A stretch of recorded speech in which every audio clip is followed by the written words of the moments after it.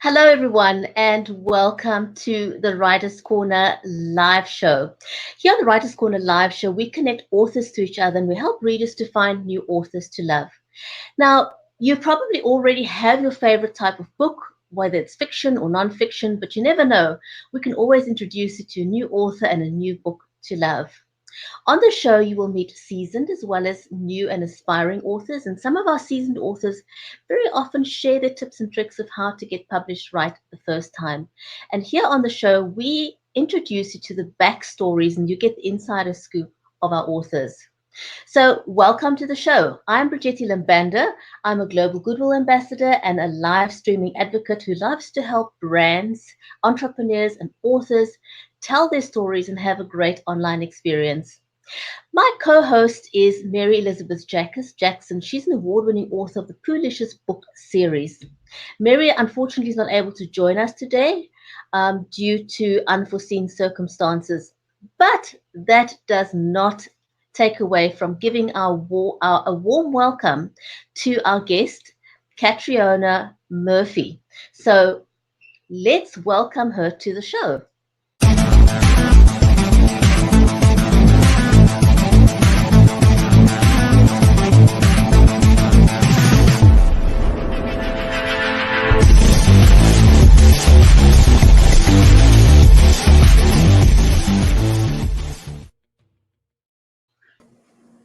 Welcome to the show, Catriona. How are you?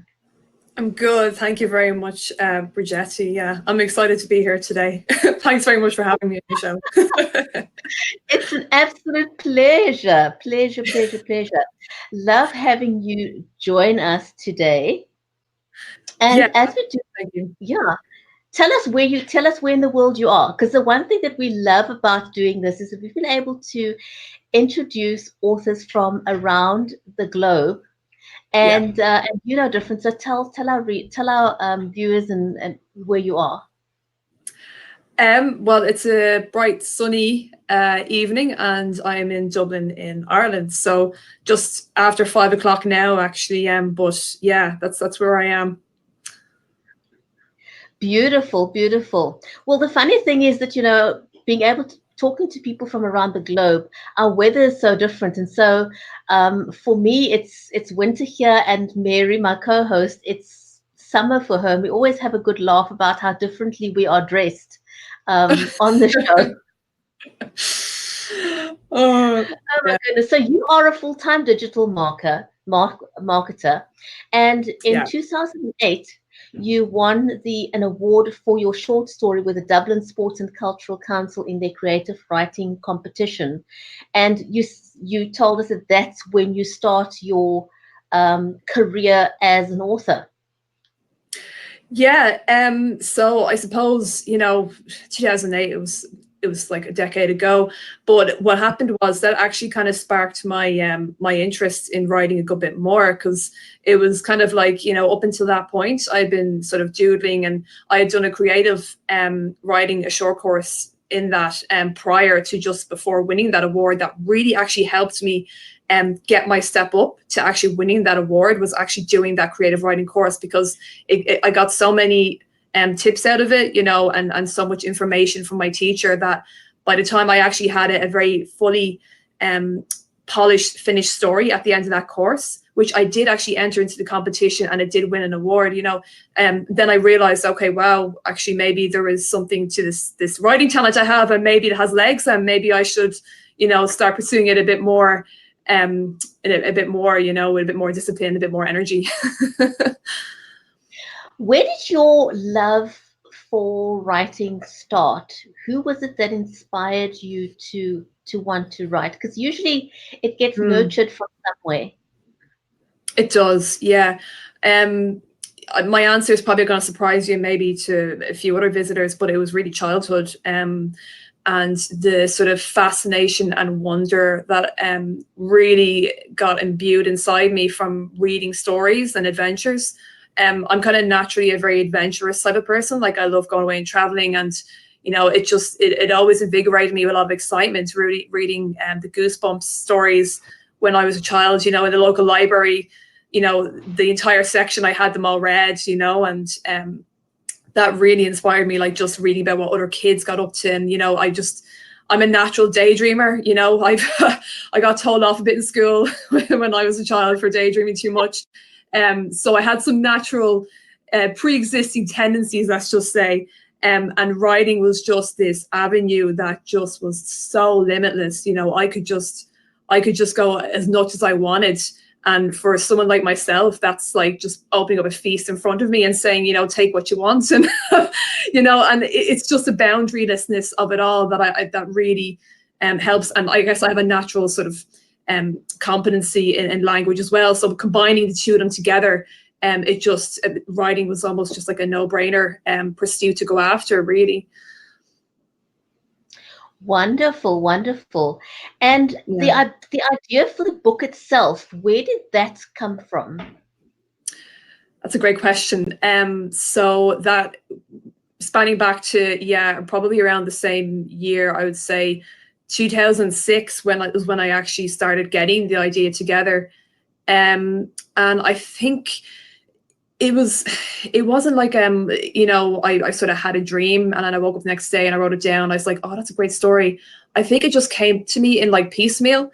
You know, when I was in my teens, you know, it was really a combination of sources that brought that story together. You know, I was inspired by the likes of the Lord of the Rings and Harry Potter, and those were out in the film, like out in cinema at the time. And that sort of, you know, really helped bring about this whole story of the protagonist, Liliana, and her journey. And I think as well, like for me, like, you know, I came up with that idea when I was an adolescent, and the protagonist is an adolescent, and that is no coincidence. You know, it was really about that sort of huge desire to kind of escape on my own adventure, that, you know, this was a way for me to channel and funnel that out of me, you know, into a story. And it was a mixture of various influences like that, really, that brought the story, the idea of the story together. And the characters in your book, are they entirely fictional, or did you weave in people that you know in real life? Yeah. Yeah. Another great question. And do they know? And do they know? Yeah, that's another follow-up question there. Yeah, I guess like I kind of answered it partially. My previous answer was that the protagonist has probably got a bit of me in her. And it's funny, actually, there's another character in there who I haven't really told, but a very close friend of mine, when we were best friends, when we were adolescents, she's still in there. She's a character in there as well, who plays the best friend of protagonist. So some of it's very kind of obvious to probably the people closest to me have read the books. But yeah, one of them is a good friend of mine. There's a bit of me in there. And there's also, thirdly, there is also someone else, an elderly woman who I used to know, who I've put in there too, as well as one or two members of my family. And I've kind of put in some of their tendencies and their personalities, you know, because these would be people who are closest to me at the time when I was, you know, getting the idea of the story together.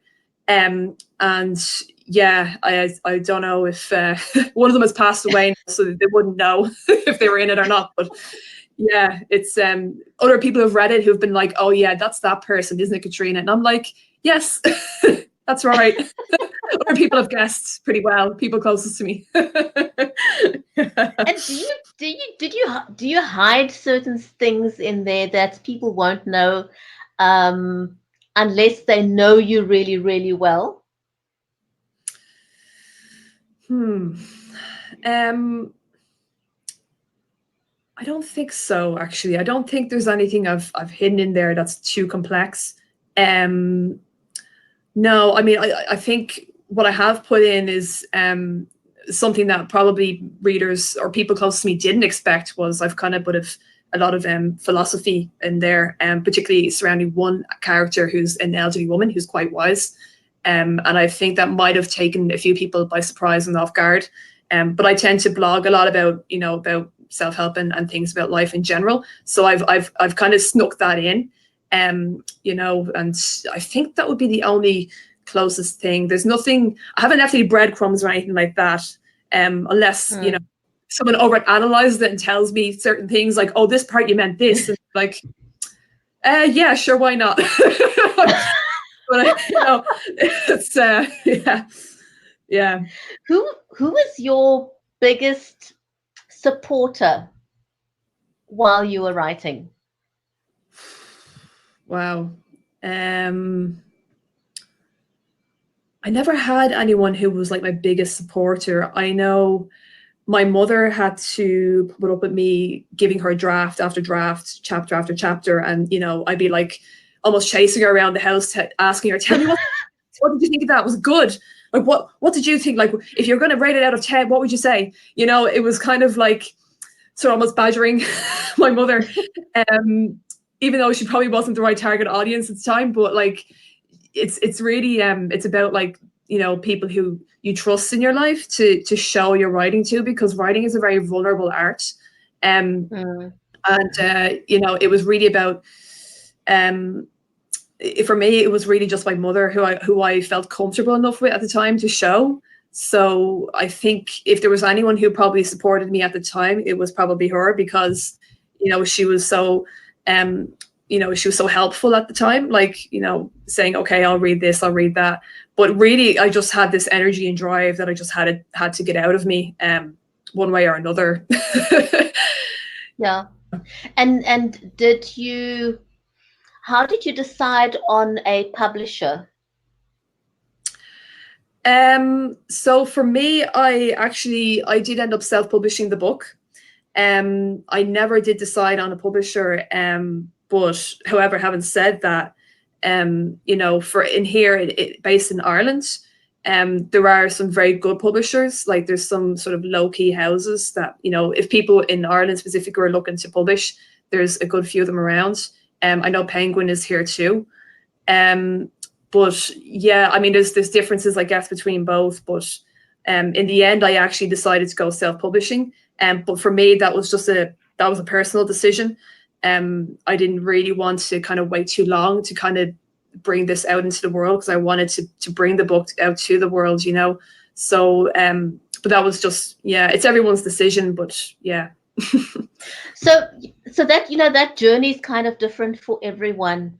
Was there Absolutely. anything about approaching a publisher that was off-putting for you, or did you just decide right out of the bat you're not going to bother to submit to publishers, you're just going to bite the bullet and go the self-publishing route? So I did approach a couple of publishers, but and you've probably already heard of these types of publishers. They were like a vanity publishing house. So, you would publish the book for like a certain amount of money. And I just decided, you know what, I'm not actually willing to pay this. And I'm just being a natural digital marketer myself, and sort of being pretty savvy with the trends out there, and, being sort of, I have natural competency in technical, like using like computer and whatnot, and file management and things like that. I decided maybe it makes more sense for me to actually just try the self-publishing route. So I did go ahead and do that, and I published on Amazon, and I did use some outside help too.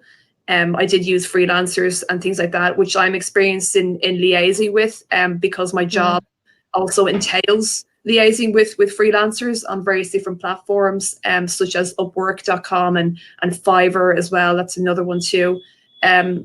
So I just decided maybe my natural orientation is to just go to self-publish. So that was kind of a blessing in disguise, having the career that you have and giving you the opportunity to help you with self-publishing and marketing, because not everyone has that kind of background to fall onto. And how have you gone about marketing your book? How, apart from your digital efforts, have you gone out to any libraries? Do you do any in-person reading? Have you done any of that? No, I guess for me, my area is mainly digital, and that's where I've stuck. And that's kind of, it's my natural comfort zone. So that's where I would, normally would promote the book. And I'm quite, like, for me, I'm quite satisfied and happy doing that. And, of course, like I'll self-promote as much as I can within my own circles, within my own writers groups and things like that. But no, normally, like, I would just promote it online. I'm quite happy to, to market it as a Kindle and as a printed book. But yeah, that's kind of, yeah, that would be the extent of it. Ah, okay. Now I just wanted to know that because a lot of people have a hard time making that decision, first of all, do I self-publish? Do I go to publisher? And then how do I market? And I think having done this yourself is a huge learning curve. And so if anyone, would you recommend this route to a new author who's not done this before? Yeah, it's funny you should ask that, because some of the writers in my own writers group approached me on that topic a couple of weeks ago. She was sort of in the middle of whether or not to publish or self-publish. And the only thing I'd say about it, and I've kind of learned this from going to a couple of conferences on it, is that, it depends really on your own preferences, and on your own confidence, in terms of, doing it yourself. Like some people don't allowing the publishing house to make certain decisions for them about the book. For example, like the publishing house might decide, okay, well, this is how the front cover is going to look, and the author may not get a say in that. So the author would have to be they'd have to say, yeah, okay, even though they may not actually like it, or, and they may make changes to the book as well that the author may not particularly like, for one reason or another. It's really about the level of control that you want to have over your masterpiece. And, if you're willing to be okay with the publishing house marketing it, they want to market it, presenting the book the way they want to present it to the world. If they decide that this is going to be the target market, and you're okay with those decisions being made without much of your input or influence, then yeah, you should probably go with a publishing house. Self-publishing is particularly not just for people who can't get a publisher. It's also for people who want that level of control over their novel. For example, last year I attended a conference and there was a particular Irish author there, and she had been with, I believe it was HarperCollins up until 2012, and they had been publishing her books for her on her behalf. But she kind of had a business background, probably similar to myself. I'm not sure if she was in marketing, but she had a that experience in that head on her. And she didn't like the decisions they were making about the book. So she actually decided to go down the self-publishing road. So it's kind of interesting because you don't hear many authors going from a publishing house to self-published, but it's kind of interesting how it's turning into a two-way street now, that's kind of where it's gone. So it really depends on your preferences, And as you said, you have a lot more control. Now, your cover, for example, you've got a lovely cover. Who designed that? You did. Wow. It was actually, so I guess this is where my digital marketing expertise comes into this as well. There's a lot of stock photo websites out there, and you can buy a decent image and get the rights for it. For obviously to a point, purchase the image. So there was a two-step process to getting that cover done. The first step was that I actually went onto image purchasing websites, such as iStock Photo and Deposit Photo. I know them pretty well because it's part of my job, to put it shortly. And I found that image, and I decided, I think that's probably the one that I want to go for, because it stands out very well. And I think it represents the character, the spirit and the soul of the character, and, who she finds herself to be at the end of the book. So that all tied in very well together. So the second part of the process was then to actually use a freelancer to take that image and put the title on it, put the author's name on it, to put the synopsis on the back of it, to make sure that my author shot was on the back of it okay. And of course, just to maybe point out, and just as a notation for anyone watching, if anyone is interested in sort of doing self-publishing and things like that, if you're going to get the front cover done yourself, that's great. I mean, you can do it at a low price as well. You don't have to spend, a few $100s getting it done, unless you want a specially sourced original image. Mine was not, I purchased it. but just to let everybody know that you would kind of need to know what the size dimensions will be of the book prior to getting the front cover done, because Amazon will want to know, like, you know, the length by the width. So it's good to kind of give the freelancer that spec up front, so they can design the front cover to be the correct size for your book as well. One last question about actually getting your book to the point of being published. Did you get an outside editor, or did you self-edit? I tried to self-edit and I failed. So yeah, I got an outside editor. So again, there was two parts to the editing process. There was the macro editing and there was the micro editing.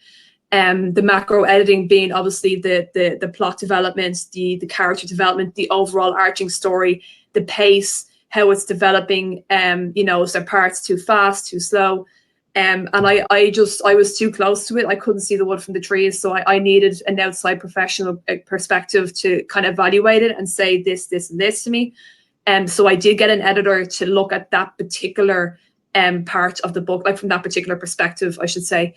The micro editing, I did try somebody, a particular freelancer. Now I did try it for like a low price. You know, it was an 88,000 word novel, and I think I paid something around the region of $200 for someone to just take out any mistakes. But I don't think that service was too great. So I think if you're going to get an editor to do like a micro edit, which is like spelling and grammatical checking, you should probably go for someone a bit more expensive. In the end, for the micro editing and the spelling and the grammar, which came after, by the way, the macro edit, like, so, you know, you want to make sure that the story is there, the character development is there, and everything else, and you're happy with how the book is from start to finish. And then, of course, then you kind of knuckle down into the spelling and the grammar at the end. So I actually did that part myself. And yeah, that's kind of how that worked out. Learning. Well done. Well done. I also saw your video on YouTube, you know, the promo video. Did you do that yourself as well? No, I did actually get a freelancer to do that as well on, I think it was Fiverr.com. So, I mean, on Fiverr.com, like, there's, you know, if you want to do self-publishing, you can do low cost. You know, and the quality really depends on what you're willing to pay for. But yeah, I did choose the music for it. But in terms of like the video itself, I did get someone outside to kind of do that. I thought that was a very nice touch to marketing your book. So tell everyone, Yeah. I can't believe it's, you know, we've already gone for 30 minutes. It's crazy. It's insane how quickly the 30 minutes went. Where can people connect with you? Sorry, say it again. I didn't hear that last part. How can people connect with you, Catriona? Yeah, well, they can definitely connect with me on Facebook and on Instagram. I'm also on Twitter as well. So, you know, if you just you know, put my name in, I probably should come up. But yeah, I am on the different social media platforms. My website is actually currently under construction, but hopefully I'll have it up soon. And it should be catrionnamurphy.com. And yeah, I think, yeah, that'll be the main ways. Amazing. Fantastic. Catriona, thank you so much. It was awesome getting to know you and getting to hear your backstory. And I want to say a huge big thank you to everyone who's joined us today and everyone who's going to be watching this in replay. Thank you so much. And we'd love to have you back again sometime. Thank you so much. Awesome. Absolutely. Yeah. Thanks very much for having me today, Brigetti. And I hope the interview has benefited a few people watching. I hope they've taken something away from it. So yeah, great. Thank you. I'm sure. Thank you. Bye, everyone. Bye. Bye now.